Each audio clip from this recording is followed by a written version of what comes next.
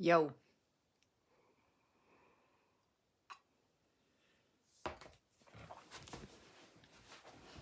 I am wearing shorts. I'm just wearing very light little undershorts.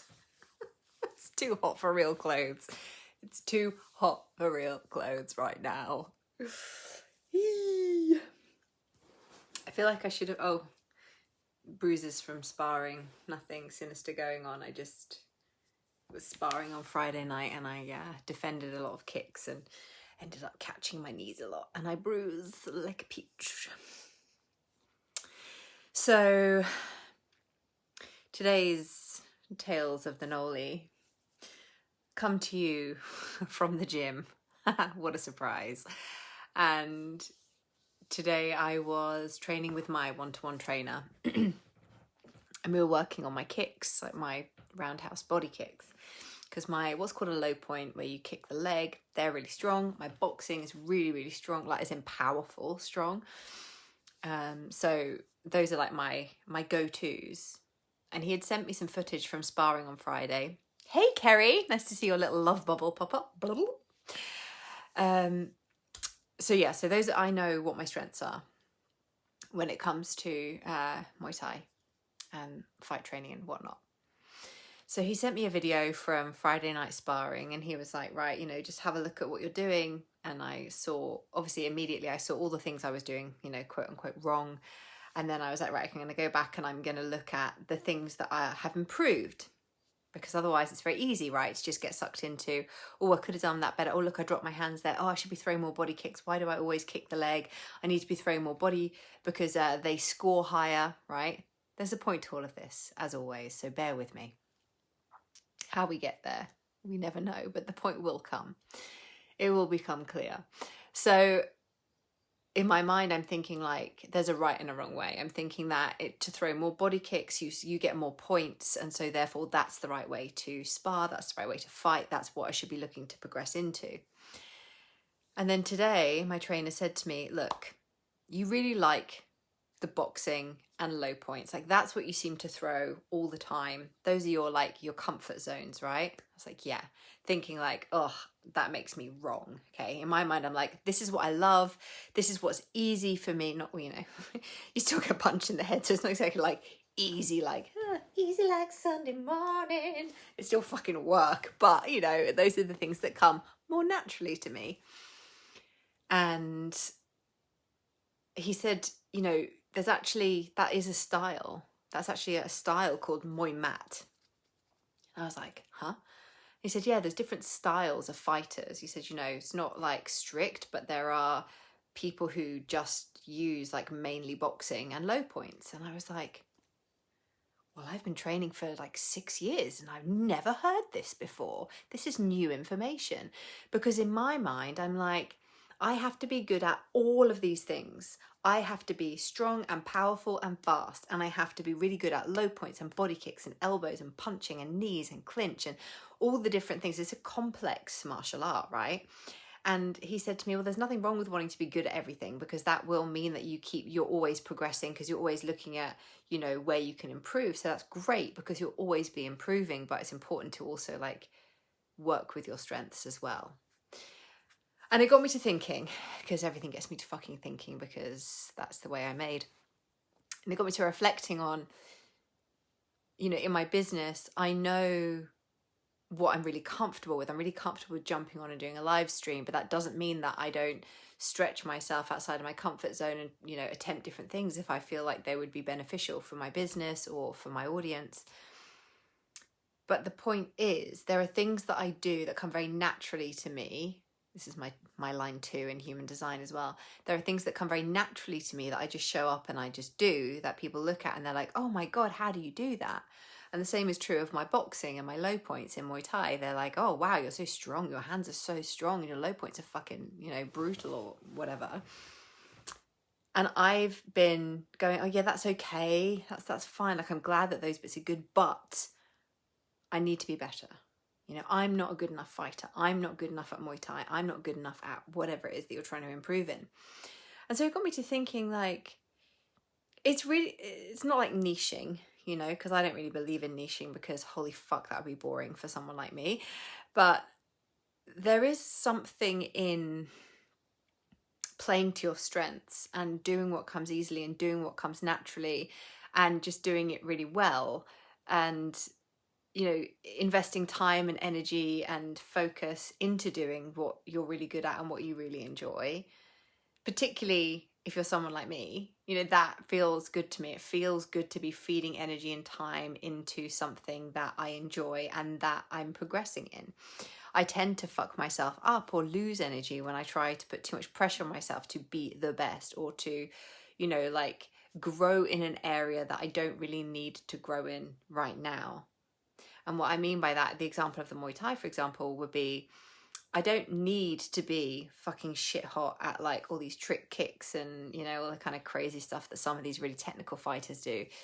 But I can still progress in different things, because doing the same thing over and over and over again, like just throwing boxing, just throwing low points, eventually people are going to get wise to that. And if they're better, more skillful, more experienced than me, they're going to be able to find a way around that and destroy me, with whatever they're good at. So yes, it's important for me to hone my craft in what I'm really good at and own it, and then grow from there, rather than trying to be fucking the best at everything. And also rather than just sticking to what I'm comfortable with. So to me, it was just like this perfect representation of how I do everything else in my life. I know what I'm good at, or at least I know what I enjoy doing.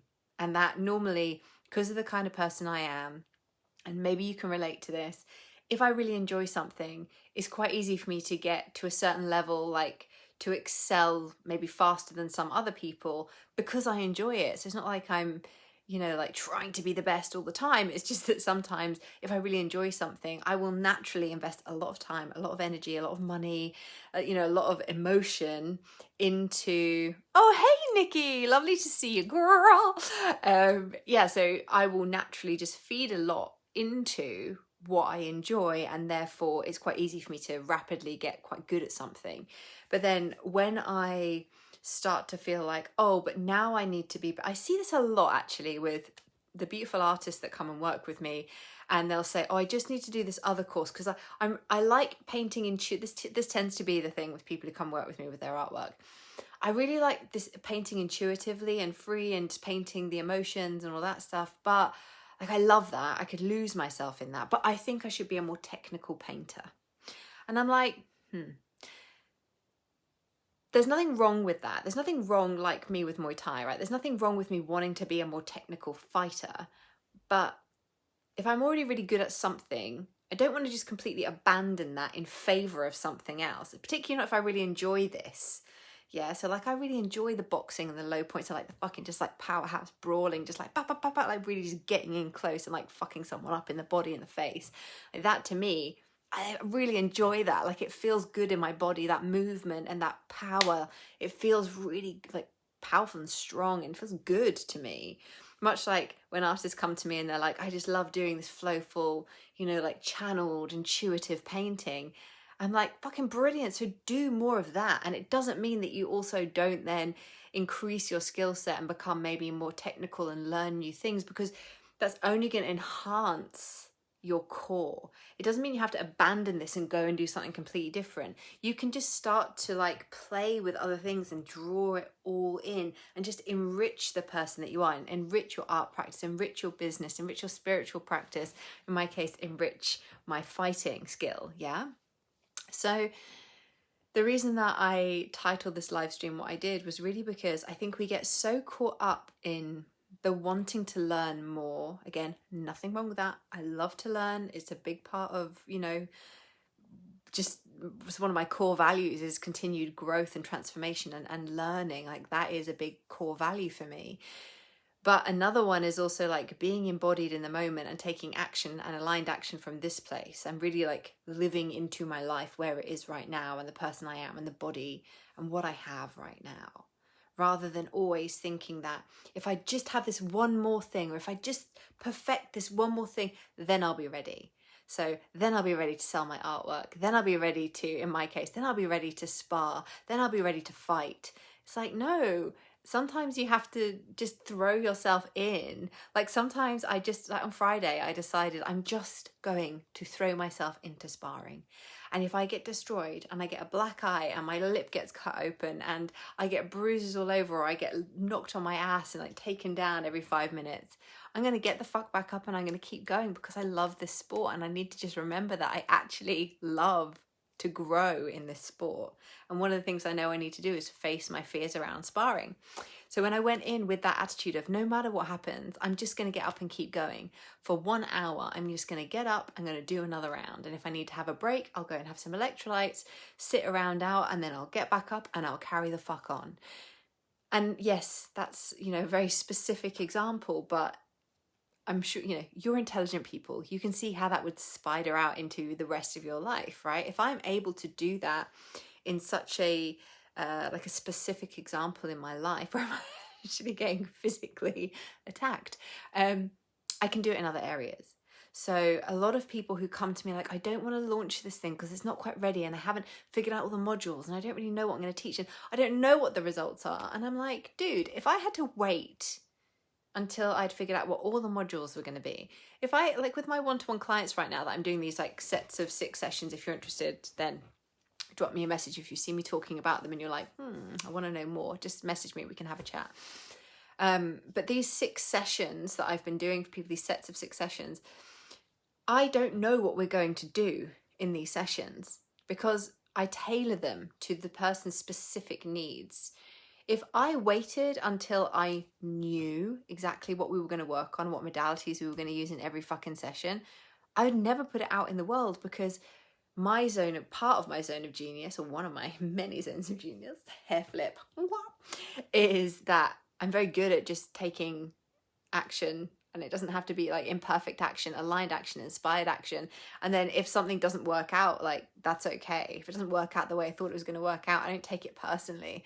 Like if I had put those 6 sessions out for sale and nobody had been interested, I wouldn't have been like, oh, my life is over. I knew I should have done more. Maybe I could have researched. How can I change it next time? Fuck that. It just wouldn't have been the right time. As it was, I put it out there and I got a lot of inquiries about it. So trust, again, as I was talking about yesterday, trust yourself, but also where you are right now is exactly where you're going to be. We know this, right? Spirituality 101. Everything is always working out for you. You're exactly where you're meant to be right now. Divine timing is always at play. All of these lovely platitudes we hear, but they're actually things that I live by. They're things and beliefs that I reinforce in myself continually. When my trainer said to me today, oh, but what you do, that's actually a style. Like you just need to watch more fights. You need to go on YouTube and look up this style of fighting and just watch fights and just absorb what they're doing. Just start enjoying watching these fighters. Pick a fighter that you really like and just watch loads of their fights and just really get into watching it and absorbing it. And I was like, fuck. So I did come home and I did look up Muay Mat and I learned a bit more about what it really means. And then I looked up Muay Mat fighters and found one that I really liked. Cannot pronounce his name right now, so I'm not even going to try. But it does start with porn, which I thought was very amusing. So anyway, because I'm actually a 12-year-old boy in a 38-year-old woman's body. Hi. So when I found this guy, I was like, fuck, he is powerful. He is solid. He, in all of the clips that I was watching, it's like he barely throws anything in the clips that I've seen. I'm sure he throws all sorts of things in other fights, but in the clips that I was watching, it was like in one, he threw so many low point kicks that it was like, it was pretty much just low points. And then occasionally he'd go in with some boxing and then just smash the leg again. And I was like, he's a fucking monster. This guy is like, he's like my new fucking hero. This guy, like, I love him. I want to be just like him when I grow up. I think, we kind of look for inspiration on the internet, like coaches, artists. You're looking for inspiration. You're looking for someone else who's gone first, who's done the thing that you do, whether they've done it well or whether they just inspire you to do better.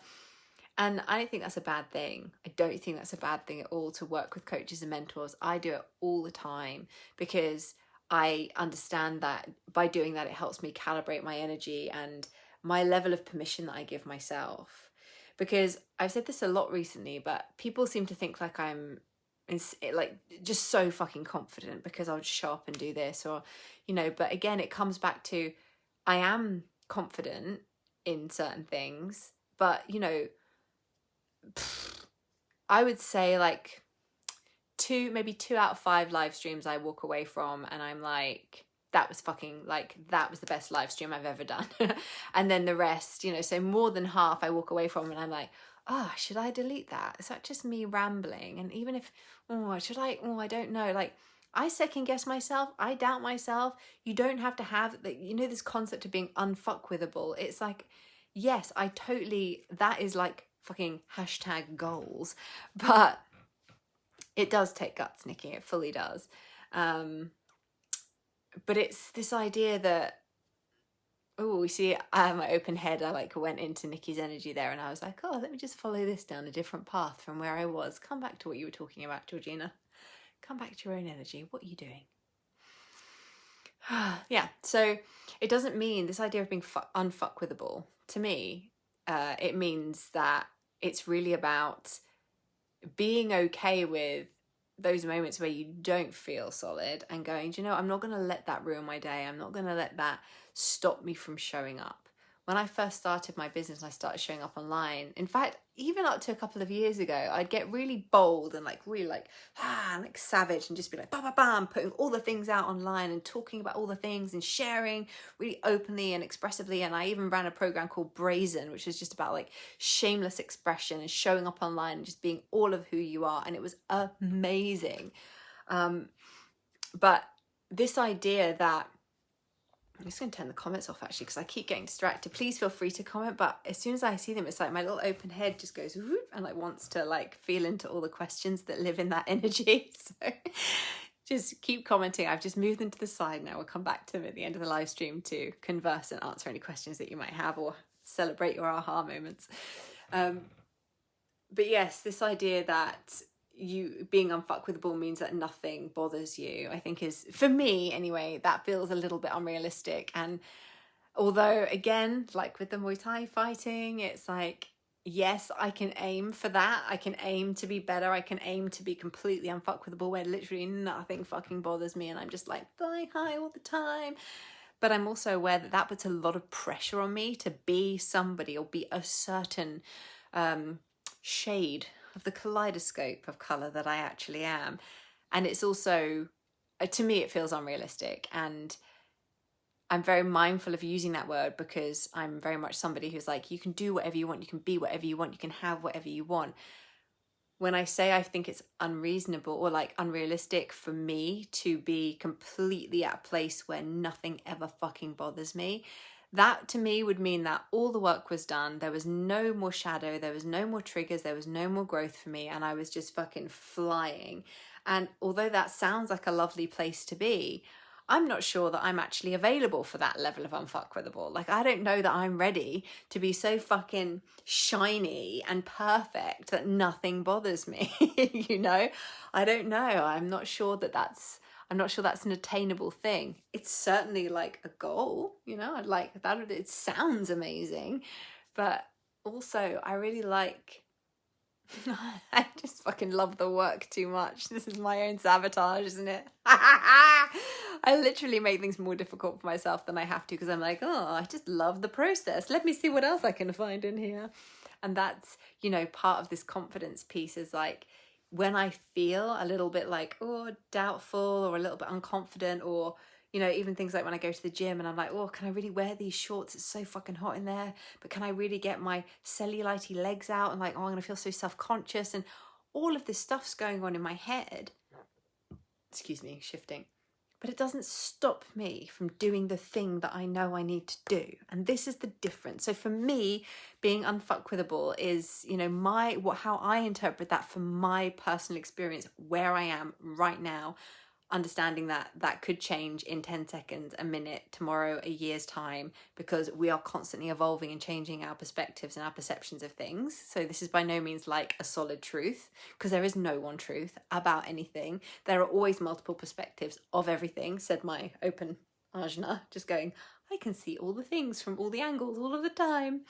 But right now, what feels good to me with the concept of being unfuckwithable is to know that I have ways of moving through and evolving through anything that triggers me. And I even said to my coach today, I was like, honestly, when you sent me that sparring video, one of the first things I thought was, why am I still so fucking fat? I was like, I look like a rectangle. I look like a brick. And he was like, oh my God. I was like, I know. My brain is a full-time job. You don't understand. Does anyone else relate to this? My brain is a full-time job. My ability to create a continually evolving and beautiful, abundant, juicy, delicious reality and life that I actually like fully wake up in the morning like juiced as fuck, like let's go, to live that life and to desire that level of satisfaction and fulfillment and desire in my life on a regular basis. It takes work, and most of the work is reframing my thoughts and like catching the ones that would have me look at my sparring with all the progression that I've made and only see the mistakes and only see that my legs wobbled. You know, it's like, no one else gives a fuck about that apart from me. And as when I said to him today, like, my brain is a full-time fucking job, he was like, it sounds like, you know, because we train every week together, sometimes twice a week. And so he gets to see the side of me that's like a fucking animal on pads, and I have cried in those sessions before because I felt so shit about how I trained. And to me, it's like, none of that is wrong. No part of you is wrong. Again, coming back to the title of this live stream, a lot of this law of attraction stuff, I think when it's misinterpreted, we can think that we have to be like high vibe or positive, or, you know, like, oh no, I had a negative thought. It's like, that's not what it's about. You're fucking human. Jesus Christ, like, enjoy the humanness, because that's what makes you compassionate. That's what makes you, you know, gives you empathy. That's how you can, you know, communicate to your audience and create beautiful artwork, is by being an open conduit, being a channel for whatever wants to come through you. And if one day that's just like you want to scream into a pillow, punch things, or like have a bubbly snot cry, it's all fucking valuable, and it's all just energy moving. So as long as we don't make it mean anything about us as a human, or like our capabilities, or, you know, our like how worthy or deserving we are to make money or whatever, you're allowed to have emotions. In fact, they're really fucking important. If you don't have emotions, then you're probably stifling them. And you're probably doing that through addictive behaviors with television or food or sex, or you might just be creating unnecessary drama in your life because, you know, that's much easier for you than dealing with your own shit. But that is not what we're here for. That is certainly not what the people who follow my work and get any benefit out of my work are here for. We are here to face all sides of ourselves and know that we are unique. The things that trigger you are unique. Yes, they might be similar to other people, but you have your own unique journey on this planet. And how fucking amazing is that? So stop trying to be somebody else. Stop trying to do it somebody else's way. Find people who are genuinely invested in you being the most full, juicy, delicious version of you. And if I'm one of those people and you feel like I can support you in that way, holy fucking shit, just message me. Let's work together. Let's do this. Let's not fucking wait anymore for you to fully drop into the fullness of you. And this is a part of my transmission, like in a human design chart, if you want to, like, you know, break it fucking down. Then I have a defined identity center and a defined G center in the middle, that diamond in the middle. And effectively what that means is that when people come and work with me, they just have a deeper sense of who they are, and they feel more anchored into their purpose, because of an energetic transmission that I give off without even doing anything, even just by talking to you now. If you feel into the energy of this live stream, you may start to feel like, actually, I can fucking do anything, because that's the energy of the, you know, of that center, but also of me being a manifesting generator. And also because I just really fucking, like, I saw a lot of you know Steph Freeman because you've come here through her course, and I saw her something on her stories today, and I was like, fuck, I love that. And that's so true for me as well. And I love that she said it. It was something like she was sharing something she was putting in her program, and she said something like, because I really want, I genuinely want you to win. And I was like, yes, I fucking want you to win. I want my clients to win. I want my clients to make money. I want them to be happy. I want them to stand up for themselves and feel empowered in their life and like about everything. You know, that's what I really want for my people and the people who come and work with me. I want them to walk away from that experience feeling like they've won, feeling like they're able to win. Some of us actually walk around with like a frequency of not even really understanding what it feels like to win, or we have a lot of guilt around the concept of winning because there's this idea that if I win, that means that there's a loser. But that's just a concept, that's dogma, that's just a rule that we've been taught. There can be multiple winners because we're all winning at our own fucking game, right? Stop getting sucked into trying to play someone else's game. Drop deeply into who you are. Know what the rules are to your game, and the rules are usually your core values, which is something that we speak about when we work together. But it's really like your rules come from inside of you. And once you start following what they feel like, and I mean, I say rules, it's really more just like feelings in my case, like, oh, that feels good, let's go and do that. But when you follow what feels good to you, you don't intentionally hurt somebody else. You know, you're not intentionally taking something away from somebody else. And if you do receive something and that means someone else can't receive it, that's because they weren't meant to.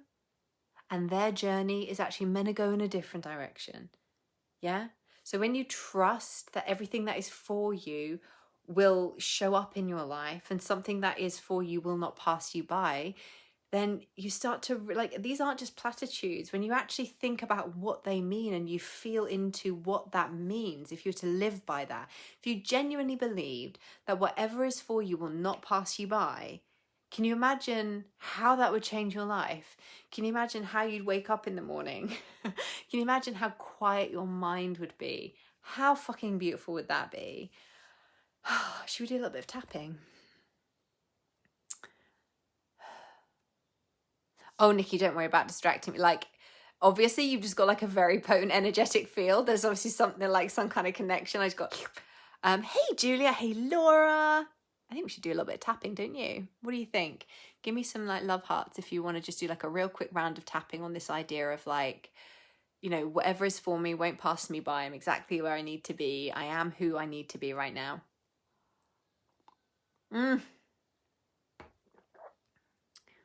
I have a photograph. Yes. Excellent, Julia. Pat. Tap, yes. Carrie. Hi, Aina. Hey, Joe. Okay, we've got some hearts. Excellent. Okay, let's just do a real quick round of tapping. So if you've never done this with me before, and I mean, we are really just going to like do a couple of rounds. This isn't like a whole big dealio. It just felt like it would be fun to like tap some positive shit into our bodies. Points are here on the side of the hand, top of the head, inner eyebrow, side of the eye. I'm going to tap with you, so don't worry, you don't have to remember. Under the eye, under the nose, on the chin, collarbones, under the arm, and the wrists. I'm already shifting, even just doing it like that. Okay, so just everyone take a nice deep breath, start tapping on the side of the hand.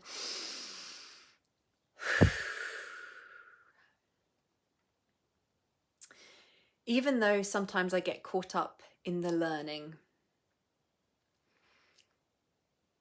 and I get caught up in the gap between where I am now and where I want to be, that's okay, and I accept myself anyway. Even though I understand that all comes from a place of scarcity and thinking that I need to be there now. And that very thought is the thing that keeps me from being there now. I'm okay, and I accept myself anyway.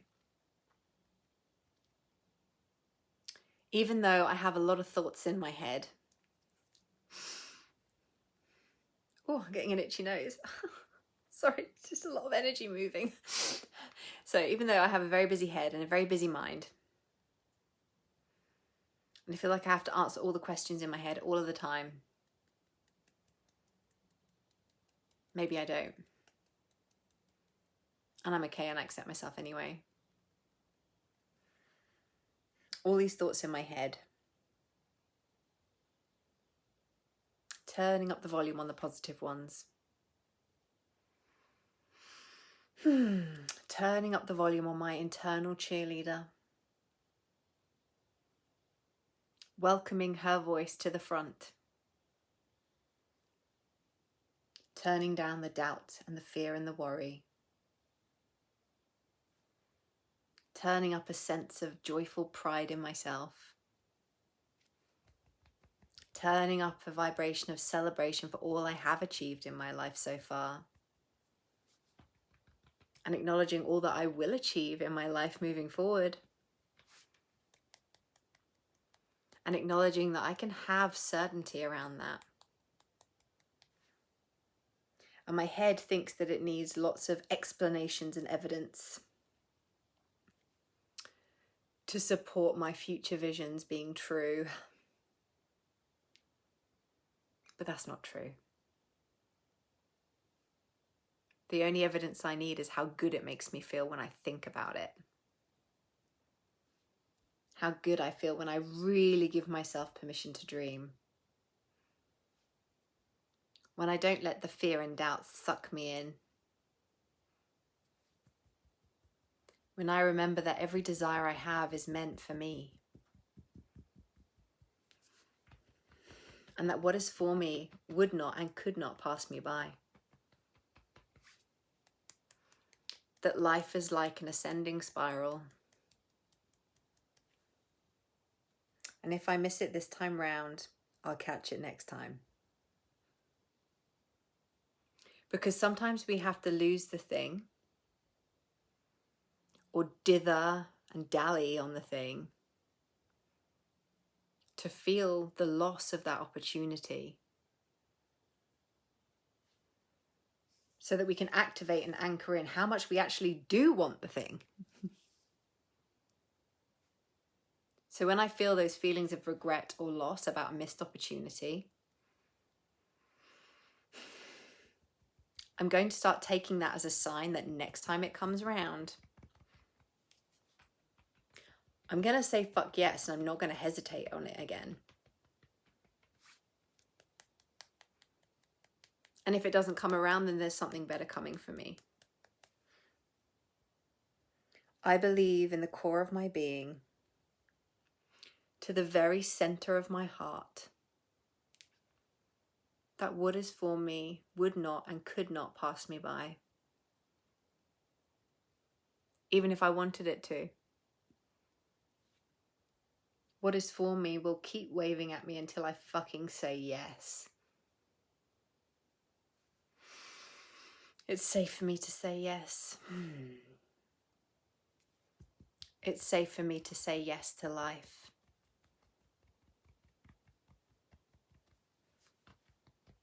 Because no matter how much I try and convince myself I don't know what I want,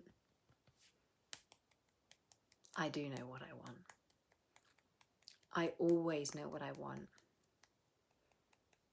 And I am always on the right path to receiving it.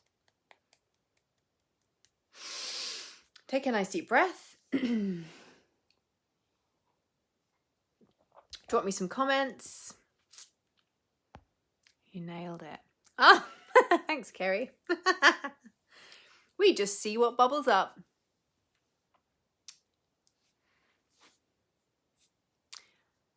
Just waiting to see any comments, any ahas, how you guys feel after doing that. You're welcome.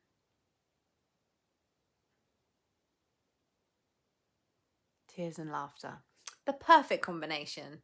I love it.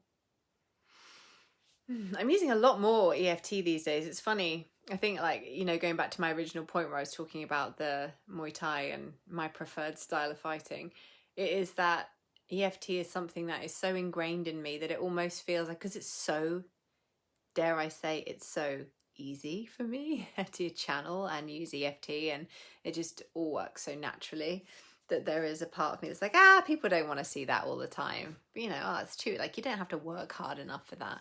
But actually, it's fucking powerful. Like, it's really powerful. And I love it. What is for me will not pass me by. Big aha. Thank you. You're so welcome. You're so welcome. So everyone just take a nice big breath. If you are feeling called to work with me one-to-one, I have 2 spaces available to start at the beginning of August to do 6 sessions with me. So it's quite an unusual thing for me to offer, but I'm loving running them so far. So I thought I'd do 2 more for August, which is fun. And we get to draw on all of the tools in my toolkit rather than just like going through a journey or through a process. Like I work very intuitively. And as you can see, when I do these live streams, I work very intuitively and pull in whatever needs to be spoken through me at the time without allowing my mind to get in the way. And it feels so good to my nervous system and my energetic system. Yeah, it feels so good to just even, and to my mind, it's like completely bypasses the mind when I'm like channeling EFT, because I'm just going with whatever words come through me, and that feels so good to me to be able to work intuitively. So that's why I think I'm enjoying doing these sessions so much, because sometimes we do emotional clearing, manifestation clearing, sometimes we do EFT, or we just do like NLP and like linguistic stuff, and other time, you know, it's just, I'm drawing on all of the different tools in my toolkit, and it feels so fun to me. I feel like I'm a kid in a candy store and I'm like, I've got this amazing candy, like come and share it with me, you know? So it feels really fun. No relaxing here, a huge ass spider surprised me mid-session. Hilarious. Well, you know, if you've got the spider phobia, then what is it trying to tell you by jumping out at you? That's what I'd be asking myself. What's the spider trying to tell me? Tends to be around the divine feminine, tends to be around creativity, you know, all that kind of stuff. And also, where are you still letting your fear responses and your triggers and your phobias be like something that keeps you from moving forward? Like if a spider can trigger that much of a reaction in you that it literally throws you off for like, you know, a while, then to me that's a sign that there's some kind of, oh, we're about to move into water, aren't we? I know, we're moving into your water clear. Okay, so yeah, there's no surprise that's coming up, because phobia, paralyzed will, anxiety all live in the water element. So yeah, you're welcome. You're obviously being initiated into the water element already, I know. Enjoy. That's the Philosopher's Stone that I'm talking about there. If you're interested in hearing more about that, just message me. You ran for your life. Hilarious. So it broke the paralyzed will, because you got off your ass and you ran. I love it. What a motivator. Excellent. Feeling quite sleepy now, Joe. That's good. That means the cortisol in the bloodstream is relaxing. So one more nice big breath in through the nose, out through the mouth. And as you breathe in, really feel yourself drawing to you everything that you wish to receive. Hold at the top.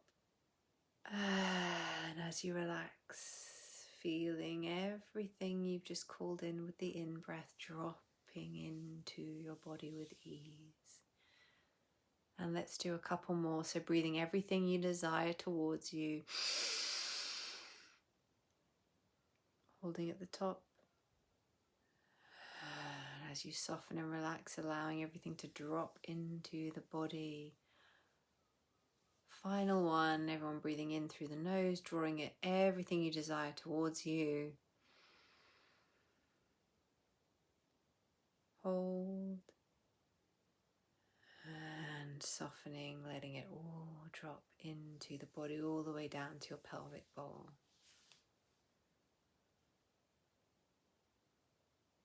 And just let yourself take that calmness into your day.